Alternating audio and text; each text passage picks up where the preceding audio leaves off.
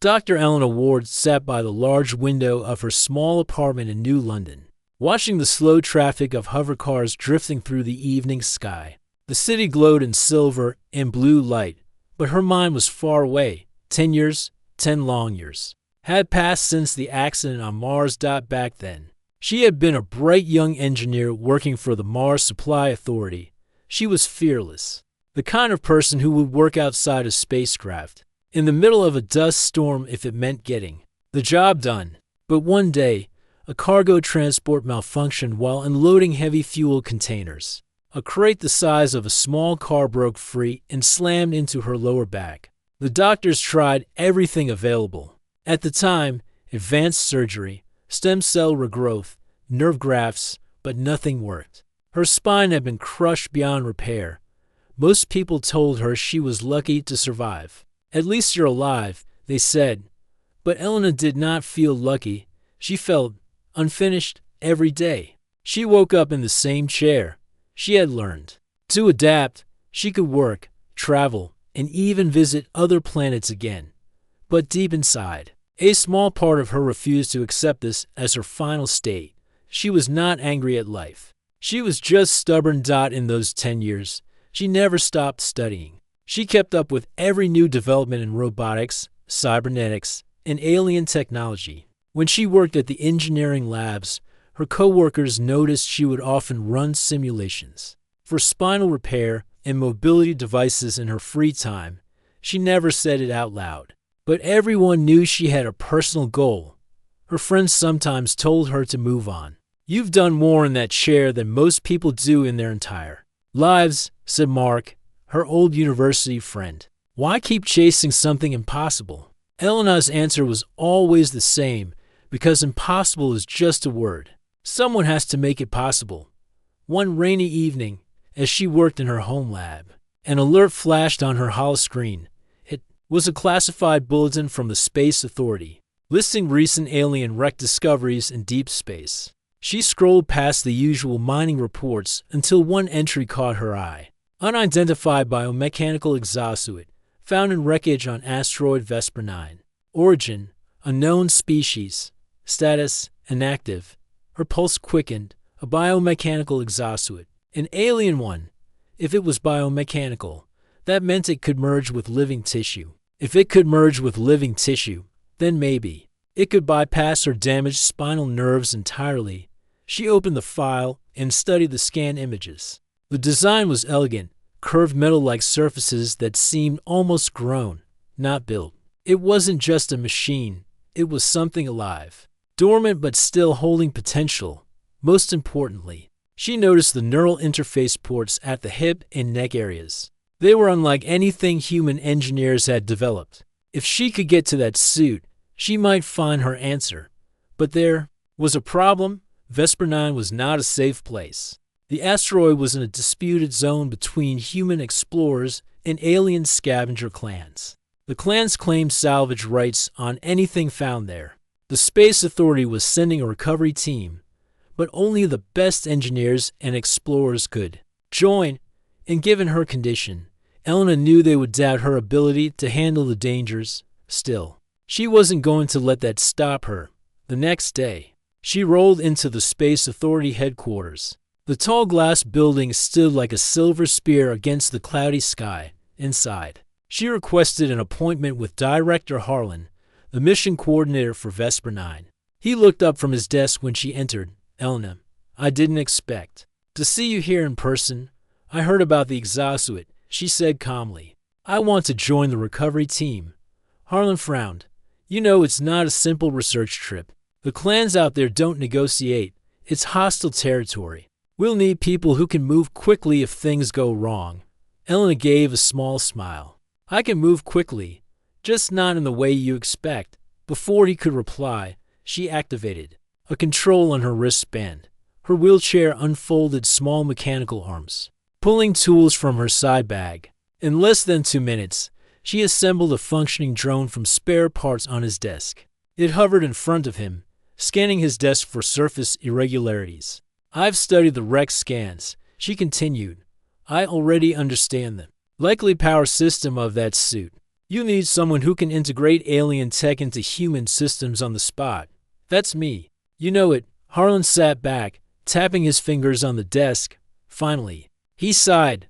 All right, you're on the team, but you follow orders, and if things get dangerous, you stay behind cover.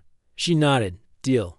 That night, Elena packed her gear, a custom-built drone swarm, portable analysis tools, and a few personal keepsakes. She paused at her window, again, looking out at the city. In her mind, she could already feel the faint pull of hope.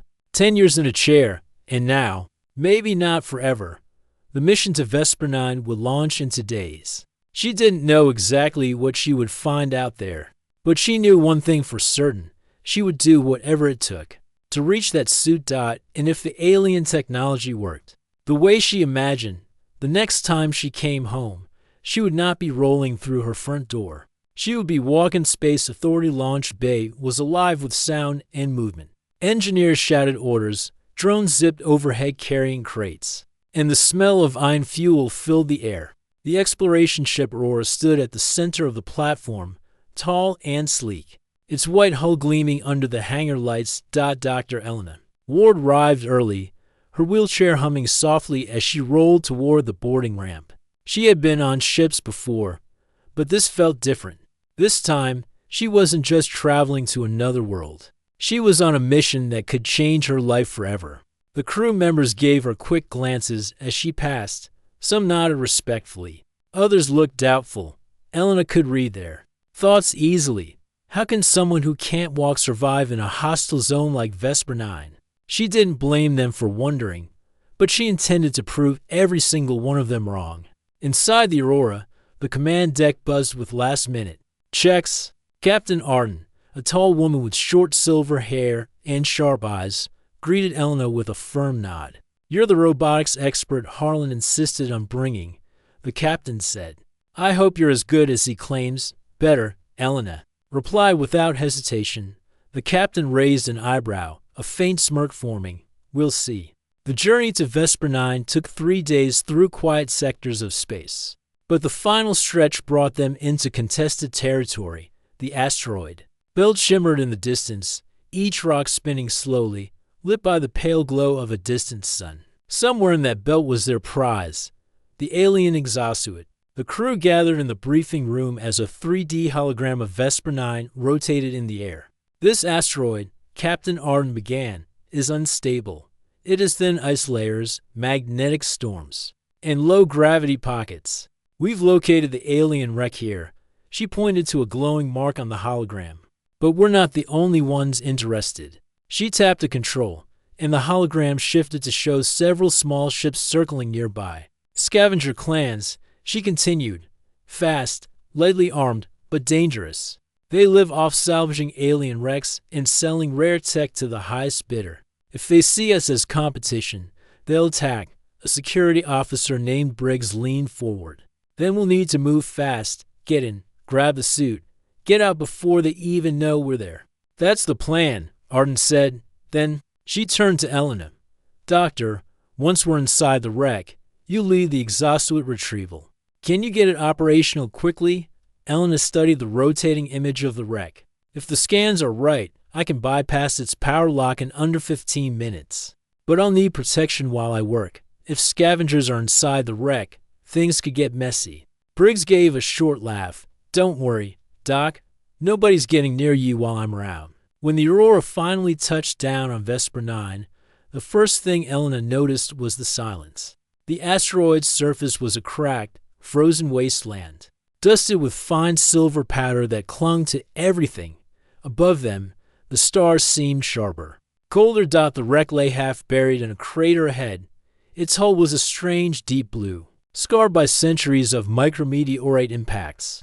Jagged metal ribs jutted from the ice like the bones of some long-dead creature. The team moved quickly. Elena followed in her hoverchair, which hummed over the uneven ground with surprising speed. Her drones flew in formation around her, scanning for life signs or hidden traps. As they approached the wreck's airlock, Briggs held up a hand. Movement inside, he said, checking his visor display. Small. Could be scavengers. The captain gave a quick nod. "We go in quiet. No alarms. No shots unless necessary." Inside, the wreck was dark and cold, the air thin but breathable. The walls were covered in strange patterns, like a cross between circuitry and muscle tissue. Elena's eyes widened. This wasn't just a machine.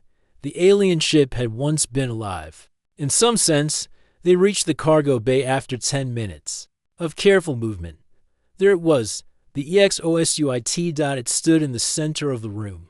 Tall and elegant, its surface a mix of metal and something softer, almost organic. It looked like it could step forward at any moment. Elena's hands shook slightly as she approached. "Beautiful," she whispered.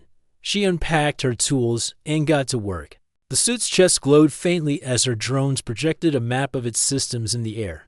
"Power cores intact," she murmured. "Neural link is dormant but stable." This could work. But just as she was connecting the final bypass cable, a shout came from the far side.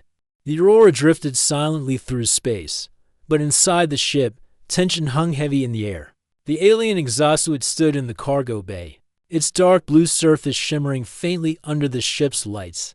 Dr. Elena Ward sat nearby, her eyes fixed on the suit like it held the key to her future. For 10 years, Elena had lived in a wheelchair, her legs numb and useless after the accident on Mars. Now, she held a fragile hope that this alien technology might change everything. But hope alone wasn't enough. She had to prove it. The first step was to connect herself to the suit's neural interface. The scientists on board had never seen anything like it, a link that merged organic nerves and artificial intelligence seamlessly. But none of them had tried it. Elena knew she was the only candidate. Captain Arden stood by, watching closely. "Are you sure you want to do this now? The suit hasn't been tested." Elena took a deep breath. "If not now, when? I can't keep waiting." She wheeled forward, the hum of her chair soft but steady. The suit's chest panel opened like a flower, revealing a network of glowing cables and small neural ports. Elena reached out, placing the connectors gently against her skin. A soft pulse ran through her fingertips, and the suit seemed to respond. Lights flickered, and for a moment, the whole ship felt charged with energy. Her mind raced as the neural link activated. She could feel the suit's sensors streaming data directly into her brain. Images, sounds, even temperature, all flowed through her like a new sense. Then came the legs. For 10 years, Elena had not felt anything below her waist. But now, a strange electric tingling spread through her thighs. The suit was sending signals, trying to wake nerves that had long been silent. She concentrated, willing her body to move. Slowly, she felt a response. The robotic legs bent at the knees, then straightened. The suit's motors hummed softly, like a living thing waking up. Elena's breath caught in her throat. She had taken the first step, but just as she began to relax, an alarm blared through the ship. The bridge announced in a sharp voice, "Warning. Scavenger ships detected nearby. They're moving fast." The crew rushed to their stations. Captain Arden turned to Elena. "The scavengers tracked us after the fight on Vesper 9. They're coming for the suit." Elena looked down at the exosuit. It was no longer just a machine. It was her chance to stand again. And now, it had become a weapon. "Can it fight?" Arden asked. Elena nodded slowly. "I don't know yet, but I'm ready to find out." The Aurora shuddered as enemy fire struck the hull. Red warning lights flashed, and the ship rocked from side to side. The scavenger ships were smaller, but fast, weaving through space like angry hornets. The crew worked quickly to repel the attack. But Elena knew they couldn't hold out forever. The scavengers wanted the exosuit, and they wouldn't stop until they had it in the cargo bay. Elena prepared to move. She slid out of her wheelchair, feeling the strange weight of the suit's neural cables attached to her. It was an awkward sensation, like wearing a second skin that was both metal and flesh. With a steadying breath, she activated the suit's power system. The legs responded immediately, lifting her off the floor. She was standing. The feeling was surreal. For a decade, she had imagined this moment, the feeling of balance, the pressure on her feet, the ability to take a step. Now, it was real. Her First movements were slow and cautious. She tested the suit's balance controls, stepping forward a few inches, then back. The motors in the legs adjusted smoothly, responding to her mental commands. "It's working," she whispered. Suddenly, the cargo bay doors blasted open. The scavengers were inside, rushing in with weapons drawn. They snarled and hissed, their eyes glowing with fury. Elena's heart pounded. She was surrounded, outnumbered, and far from safety. But now, she had a new strength. She took a deep breath and moved forward. The suit responded instantly, enhancing her speed and strength beyond anything a normal human could achieve. She dodged the first attacker's energy blade and countered with a powerful kick from her robotic leg. The scavenger flew backward, crashing into a metal crate.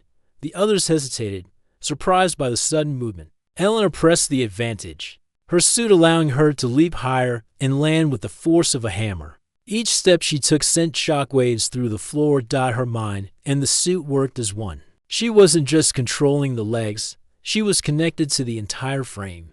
The arms and chest plates moved in response to her thoughts, blocking attacks and delivering precise strikes. The scavengers fought fiercely, but they were unprepared for this new opponent. Elena's confidence grew with every successful move. "Stay focused."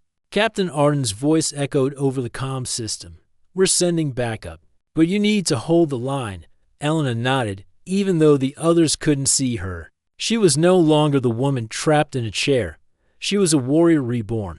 The battle lasted only minutes, but it felt like hours. Elena's body was pushed to its limits, but the suit systems protected her. Sensors adjusted her balance when she stumbled, and energy shields absorbed glancing blows. At last, the scavengers broke and fled through the Rex corridors, leaving Elena standing victorious. She felt breathless but alive, more alive, than she had in a decade. She moved carefully back to her wheelchair, now less a prison and more a support system. The suit powered down its combat mode, returning to its neutral state. Captain Arden approached, a look of respect in her eyes. "I've never seen anything like that. You handled yourself well." Elena smiled, tears prickling in her eyes. "It's not just me. It's the suit, and whatever made it choose me." In the quiet that followed, Elena sat back and thought about what had happened. The suit wasn't just a machine to give her mobility. It was a sign that humans could adapt, could overcome, could become something greater. She had spent 10 years waiting, dreaming, hoping.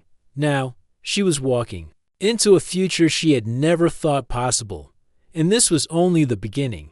The Aurora had left the asteroid belt far behind, gliding smoothly through deep space. The ship's laboratory was filled with the quiet hum of machines analyzing the alien exosuit. Dr. Elena Ward sat nearby, her new robotic legs folded carefully. Next to her, a silent reminder of how far she had come. Scientists and engineers crowded around holographic displays, studying the suit's complex systems. They expected to learn from the ancient alien technology, but what they found surprised everyone. Elena watched as Dr. Lee, the lead xenobiologist, pointed to a series of neural patterns on the screen.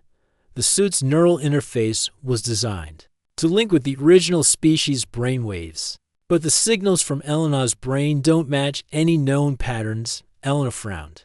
"Then why did it respond to me?" Dr. Lee shook his head. "That's the question.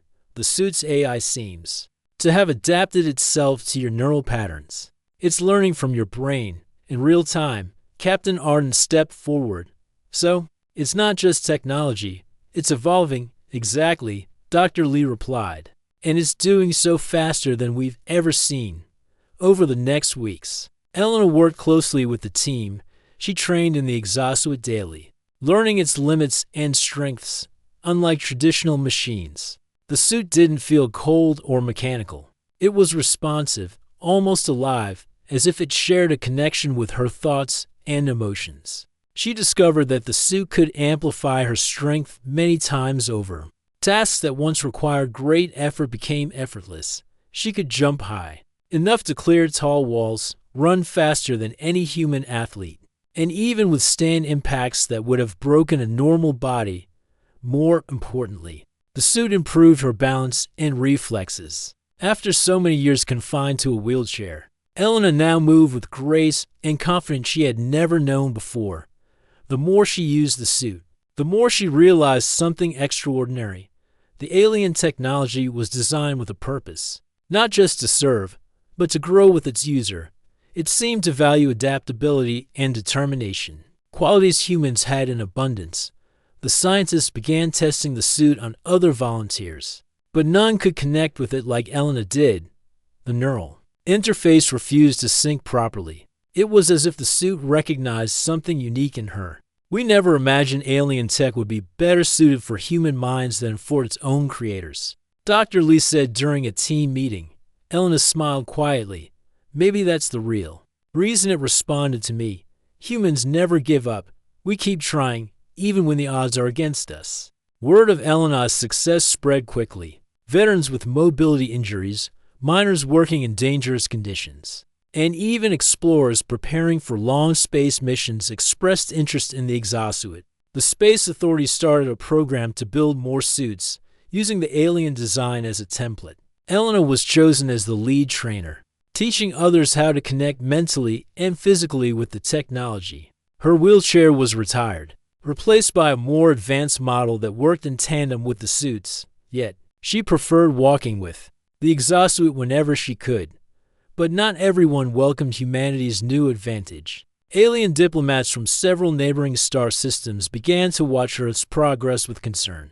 The exosuit was not just a tool, it was a symbol of human innovation and resilience. At the United Galactic Council, a secret meeting was held. Representatives from species far older and more powerful than humans debated the implications. If humans can unlock lost technologies better than we can, said Ambassador Varn, a reptilian diplomat, they will become a threat to the balance of power. Another voice added, their minds are different, more flexible, more driven. They evolve faster because they do not fear failure. Meanwhile, back on Earth, Eleanor remained focused on her work. She knew the journey was far from over. One day, as Eleanor trained a group of new pilots in the exosuit, an urgent message arrived. The Space Authority's sensors had detected an unknown fleet moving toward Earth's outer colonies. The fleet's origin was unclear, but their technology suggested they were interested in the same alien tech Elena had found. Captain Arden contacted. Elena, we may have to defend what we've built and what you've inspired. Elena nodded. Then we'll show them what humans can do. Elena looked out over the training grounds, watching the new pilots step into their suits. Each one carried the hope of a better future. A future where no one was held back by injury or fear. Her own story was just the beginning.